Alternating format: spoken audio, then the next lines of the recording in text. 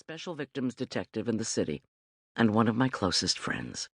He had worked homicide for years, the highest-ranking African-American in the squad and one of the few to be promoted to first grade, but requested the transfer to SVU because he preferred working with survivors of violent crime to handling murders. His compassion and gentle nature had helped scores of women and children in their recovery from the trauma of sexual assault. "Are we waiting for Mercer?" I asked. "He's downstairs with hotel security," the lieutenant said. "Setting them up with a team of detectives to watch video surveillance tapes from the last 72 hours. No telling when he'll get back up here. This place is vast." "But there are so many cameras on the Waldorf, Lou. We could get lucky in a few hours," I said. "From your lips." "Now let me see the girl." "Take a deep breath, Alex." Hal waved a licorice sucking candy under my nose. I opened my mouth and accepted it like a communion wafer, even though it was small protection against the powerful odor of death. I walked behind Hal, careful to avoid the areas of thick beige carpeting that were stained a dark red. The heavy silk drapes, rose-colored with a rich brocade trim, were drawn shut. Lamps on the dresser and night tables were lighted, and Hal's auxiliary spotlight equipment was directed at the unmade king bed. I skirted the chaise and sofa, then saw the body of the young woman, sprawled on her back on top of the rumpled sheets. My eyes rested on her neck. Her head was turned to the side, away from me. But there was a slice deep into her flesh that extended from behind her ear down to the top of her throat, and then across her slim neck, till it disappeared out of my line of sight. Beneath the far side of her head, the blood pooled and had seeped into the bedding. The killer had deposited drops, large globs of the thick, dark stain, as he walked away from his victim.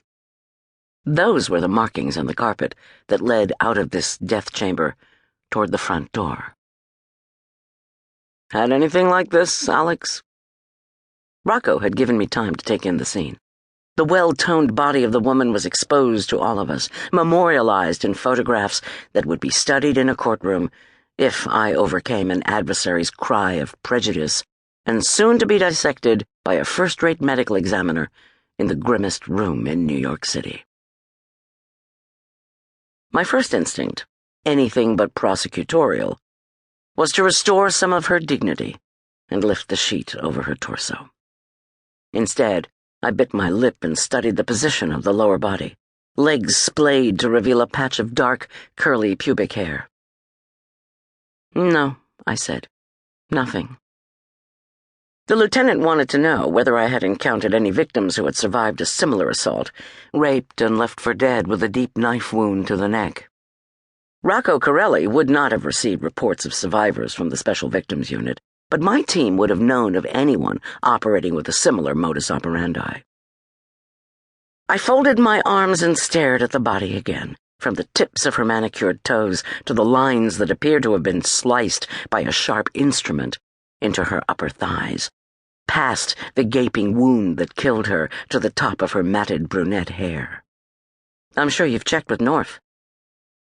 Rocco's superb team of homicide detectives covered the southern half of the island of Manhattan, responding to all the unnatural deaths that occurred from the lower border of Central Park on 59th Street to the tip of the Battery.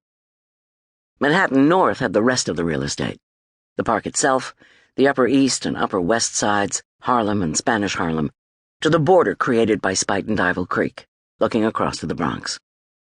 It was Detective Mike Chapman's turf, run by a veteran lieutenant named Ray Peterson, with whom I'd worked dozens of cases. Nada. It's like a monster that emerged from the deep and decided to commit a very professional job of slaughtering a broad smack in the middle of town at one of the most prestigious addresses in Manhattan. No priors like it, nothing to suggest escalating from a pattern of serial rapes.